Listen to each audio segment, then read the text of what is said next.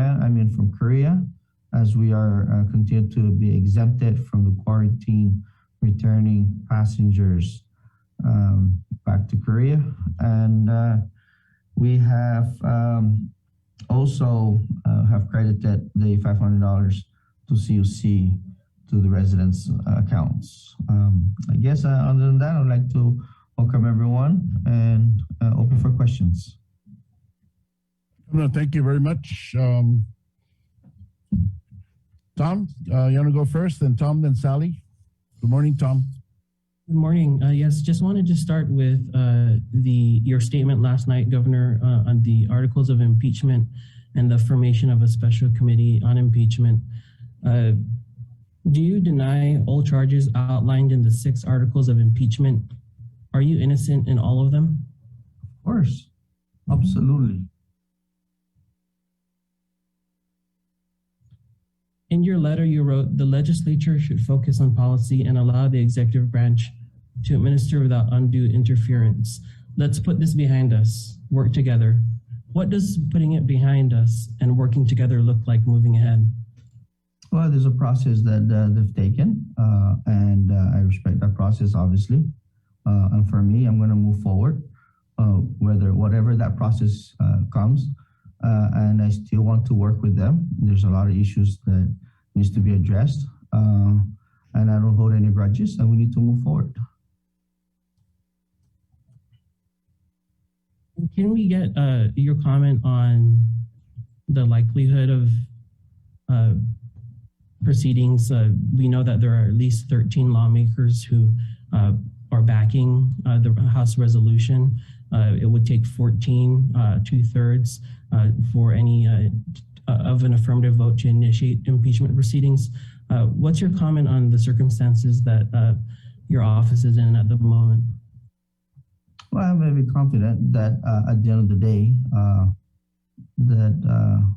if they have the numbers for the House, I'm sure that in the Senate, I will be given the fair approach, and I'm confident that that proceeding will not go further.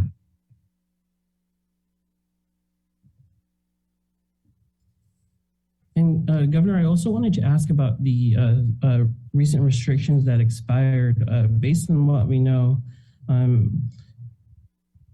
the spread that is happening with COVID-19 is happening at households and social gatherings, and the restrictions that were put in place did little to address what we've learned to become some of the major public health concerns.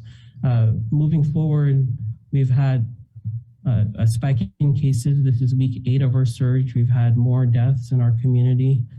What is the Office of the Governor doing to address this surge? Well, first off, we wanted to make sure that everybody understands that not just the governor, but the CEO is here and the task force. We have done everything we can to sustain and protect the community here in the CNMI.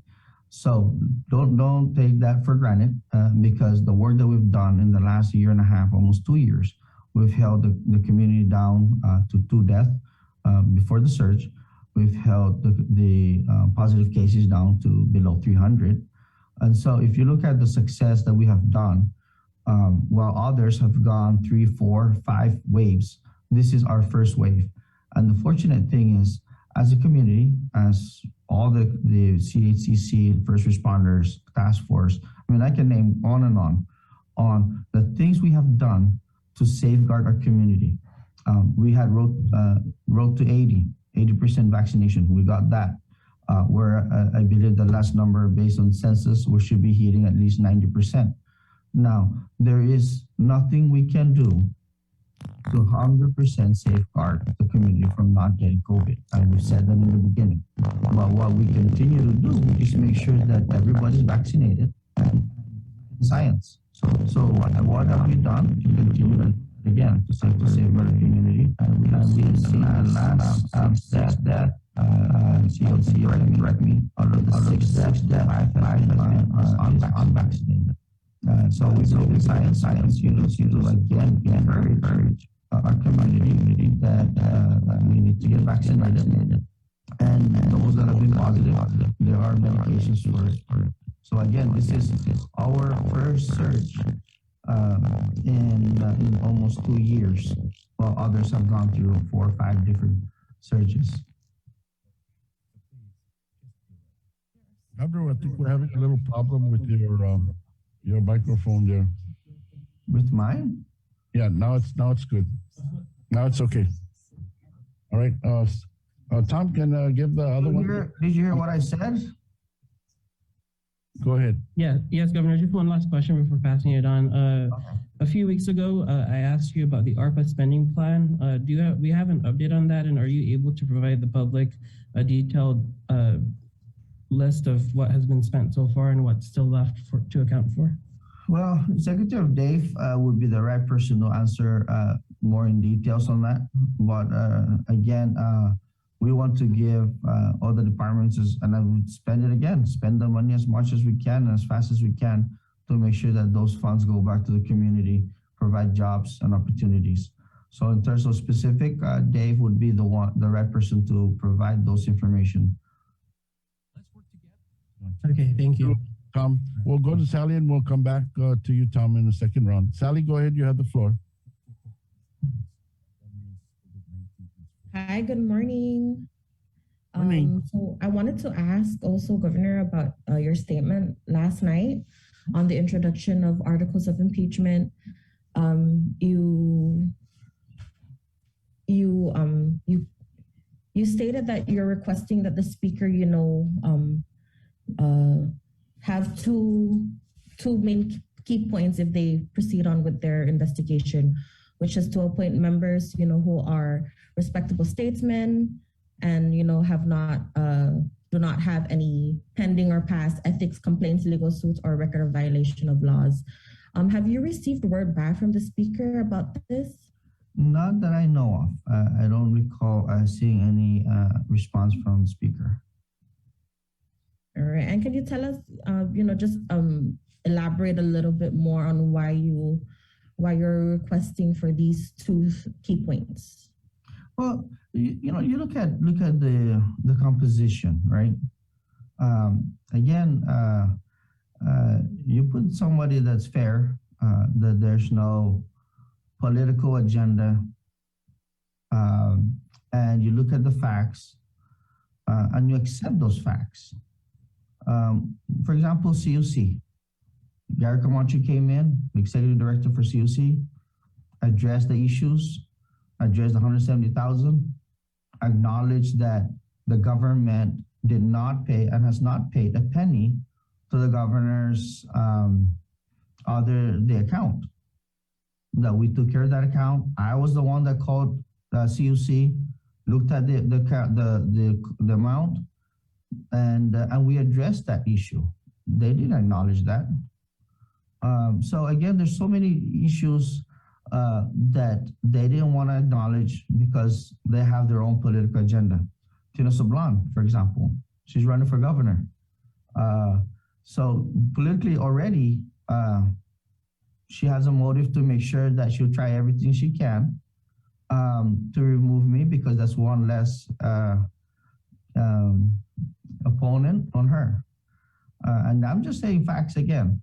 And I don't want to go into all the other details, but if you look at the composition, if someone has charges against you for beating up an elderly or disabled or having an event, again, should you be sitting in the panel? So again, like for me, you put somebody there has no political agenda, no political motive, and look at the facts and be fair, and we'll move from there. All right, thank you, Gov. And my next question is, are you still pursuing the lawsuit against the JGO committee and Sergeant at Arms Pedro Tuay? No, Pedro I should not have named in the case. That I would like to make it for the record that his name should not be named on the lawsuit. And it's not just the lawsuit, it's again the integrity of the governor's position and the governor's office. That you can't just arbitrarily, any legislature who's not happy can go ahead and subpoena the governor. So now they can go ahead and subpoena the Supreme Court Chief Justice, go ahead and subpoena any of the judges because politically they don't want, they don't like who they are, or they want to get into the expenditure now. So again, that's where I stand. All right. Thank you so much, Governor. That's all the questions I have for this All morning. right, Sally, thank you very much. Freddie, go ahead. You have the floor. Good morning, Governor. Morning, Freddie. Vice Speaker Ataw said yesterday that there is a severe manpower shortage at Department of Corrections. What's your plan to address the issue or the problem? Well, the Department of Corrections, that's a little bit different, right? Because those officers need to get trainings. It's not somebody that you just pull to do a line for public works. So we are looking into cross-training, those that have prior history, workload as a DOC. But we are trying to address those concerns and those shortfall with DPS. Yeah, we are looking into that. The House of Representatives did not act yesterday on the Senate joint resolution to approve your request for a 500 bonus to retirees. And they said they want more information from your administration. This is, again, I'm very unfortunate. And now I'm going to say this. If you really care for the retirees, why don't you act on it? There's a resolution there that's done in the past. This is not an appropriation bill. This is a resolution from the Senate stating that to give the governor authority to pay the retirees their bonuses. We have the funds, and yet they didn't act on it. Honestly, for all the retirees, I'm sorry that you're not getting your bonuses. I gave you my word. The funds is there. They removed my authority of 100% reprogramming. There's a resolution that the Senate passed. If there was just to act on it, it would have been, you would have gone your 500. Rest assured that the 500 is still there for every retirees, and I hope the House can act on it. Whether they do their own resolution or just act on it as soon as they can so that our retirees can get their bonuses. Last question, Governor. I think Benigno Pitial, when he was impeached or about to impeach, he resigned. Do you have plans to, or have you ever think of resigning too? No. And the issue here between former governor and myself is totally different issue. Absolutely totally different issue. Thank you, Governor, and have a nice weekend. Okay, thanks, Freddie. Thanks, Freddie. Morgan, go ahead. Do you have questions for the governor? No questions right now. Thank you, guys. We have any more questions for the governor? Got things to do? Yes, Governor, I just wanted to talk about your trip to Guam. We understand that it was a fundraiser and also you had meetings with the governor of Guam. Can you give us details on your recent trip and what you did on Guam for the few days you were there? Tom, it's a personal trip, but I did meet with Governor of Guam and visit her. We had a good conversation and continue to assure that our administration will help each other as much as we can. Looking at the future in working together and seeing what kind of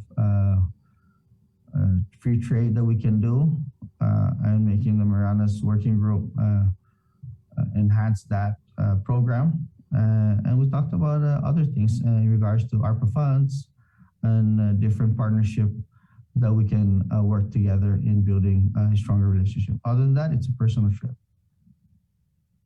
Did you have a fundraiser? Yeah, I did. I actually did. And I wanted to thank our community, all those business partners and friends that came out and supported the fundraising. All right, thank you. All right, Thomas. So with that said, Gary, I would like to wish everybody a Merry Christmas and please be safe and enjoy the time with families And please don't forget to continue with the 3W, which is wear your mask, wash your hands, and watch your distance as much as you can. So again, be safe and enjoy. And Feliz Pascua para todos. Na fansafu mo na karan mizu. Istin na Feliz Pascua, ubulag winaiza. Dan pinasensya. Dan humidi para todos hamzalo.